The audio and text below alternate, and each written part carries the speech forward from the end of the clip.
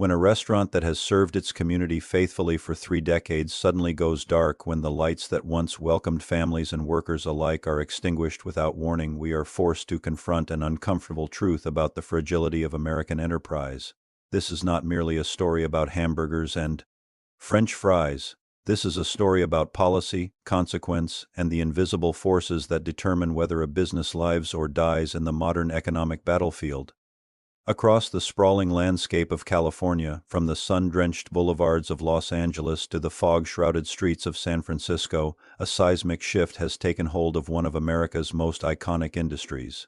The fast food sector, that enduring symbol of American convenience and accessibility, finds itself at the center of an economic transformation that has sent shockwaves through communities, displaced tens of thousands of workers, and fundamentally altered the relationship between wages, employment, and consumer behavior. What we are witnessing is not simply a business correction. It is a case study in the complex and often brutal mathematics of modern economics. The story begins with a single closure that would prove emblematic of a much larger pattern. In June of 2024, a McDonald's franchise nestled within San Francisco's Stonestown Galleria served its final customer after 3 decades of continuous operation. The golden arches that had welcomed generations of diners went dark, and the man behind the business, franchisee Scott Roderick, stepped forward to explain what had happened. His words were measured but unmistakable. Recent regulatory changes in California had fundamentally undermined the economic foundation upon which his restaurant had operated. Continuation was no longer possible. Survival was no longer viable. The doors would close permanently. This single closure might have been dismissed as an isolated incident, an unfortunate casualty of changing times. But the reality emerging from California's fast food landscape tells a far more troubling story. What happened at Stonestown Galleria was not an anomaly. It was a harbinger of things to come, a warning signal that would echo across thousands of establishments and affect the livelihoods of hundreds of thousands of workers throughout the state. To comprehend the magnitude of what has unfolded, we must examine the policy decision that set these events into motion on the first day of April. In 2024, California implemented a wage mandate unlike anything the fast food industry had previously encountered. The new law specifically targeted chain restaurants operating 60 or more locations nationwide, requiring them to pay workers a minimum of $20 per hour. This represented a dramatic leap from the previous $16 minimum, a 25% increase that applied instantaneously to approximately 500,000 workers across roughly 30,000 establishments. The intent behind the legislation was clear: to provide fast food workers with greater economic security and purchasing power. The consequences, however, would prove far more complicated than anyone anticipated.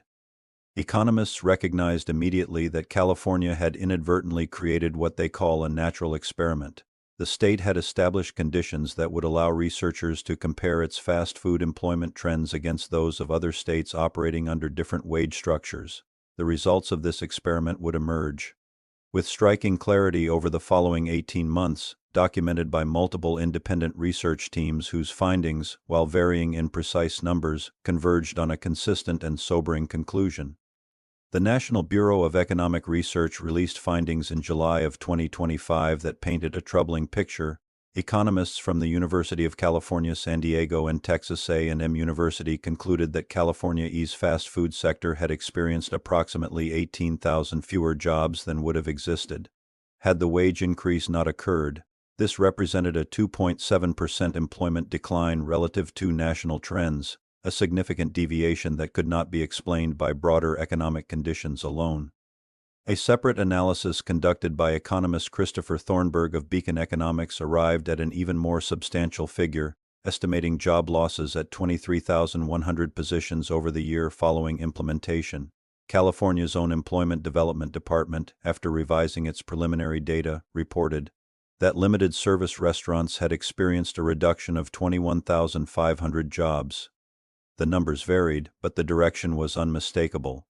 Employment in California's fast food sector was contracting at a pace that distinguished it from the rest of the nation.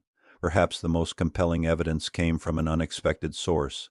The Berkeley Research Group conducted a study commissioned by the very labor organization that had advocated for the wage increase. Even this analysis, which might reasonably be expected to present the most favorable possible interpretation of the policy's effects, documented 10,700 job losses.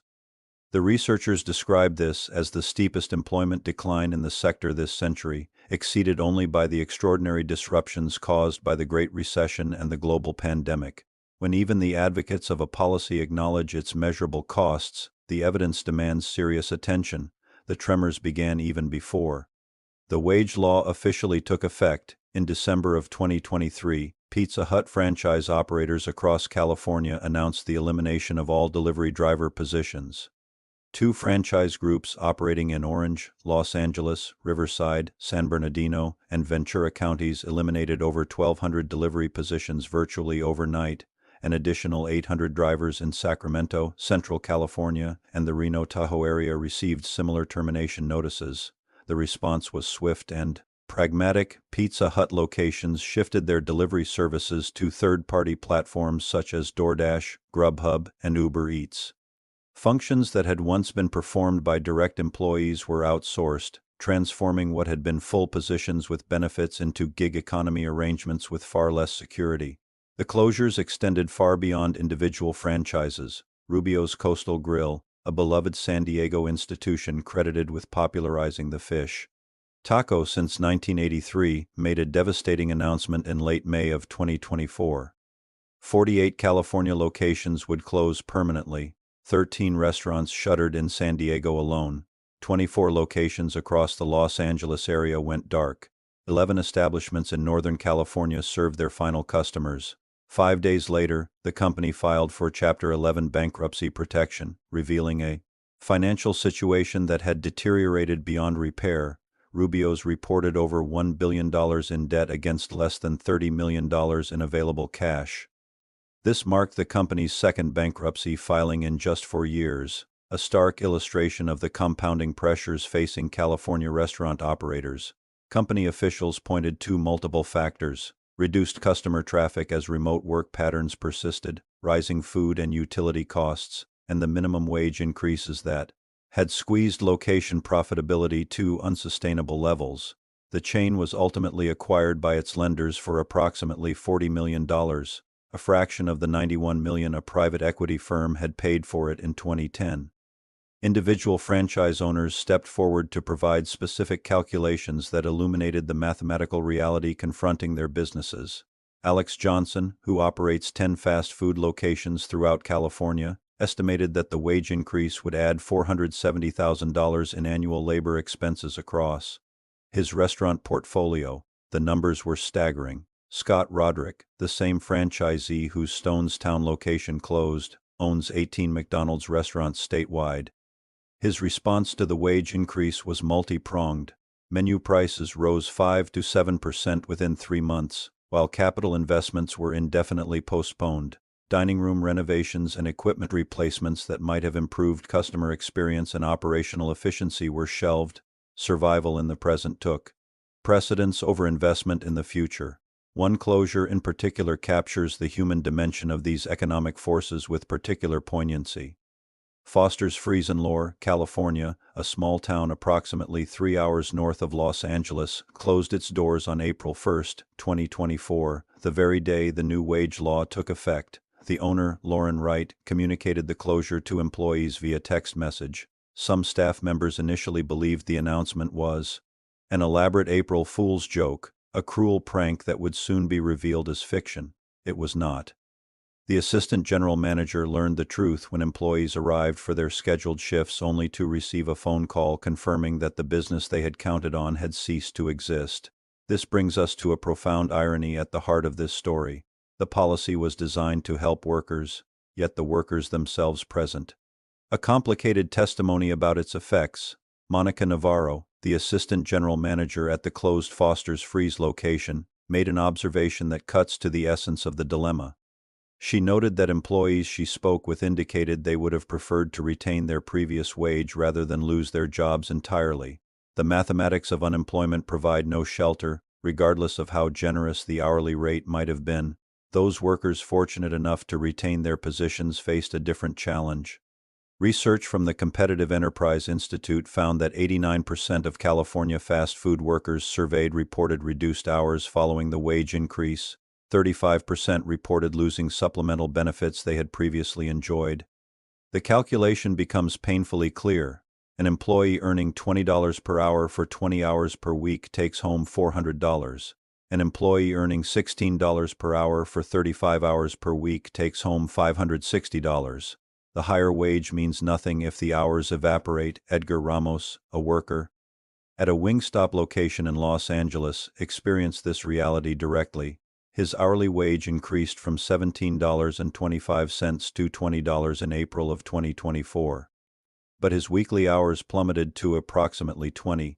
He described a workplace transformed into a competition, with coworkers vying desperately for additional shifts that could no longer accommodate everyone. The effects rippled outward to consumers with measurable force between September 2023 and December 2024. California restaurant prices surged 14.5%. The national average during that same period was 8.2%. California's price inflation nearly doubled the national rate. The cost of operating in the state was being passed directly to customers with every transaction. Corporate executives acknowledged these dynamics openly. McDonald's chief executive Chris Kempczinski stated on an earnings call that California franchises would need to implement higher pricing to offset wage costs. Chipotle's chief executive Brian Niccol noted that California's regulatory environment presented significant operational challenges. Chipotle raised prices 6 to 7% in California during the first week of April alone. The broader context reveals an industry under pressure from multiple directions. McDonald's menu prices nationally have doubled since 2014. A McChicken sandwich that cost $1 a decade ago now sells for nearly $3. A quarter pounder with cheese meal that once cost $5.39 approaches $12 today. McDonald's President Joe Erlinger acknowledged that menu prices increased approximately 40% between 2019 and 2024.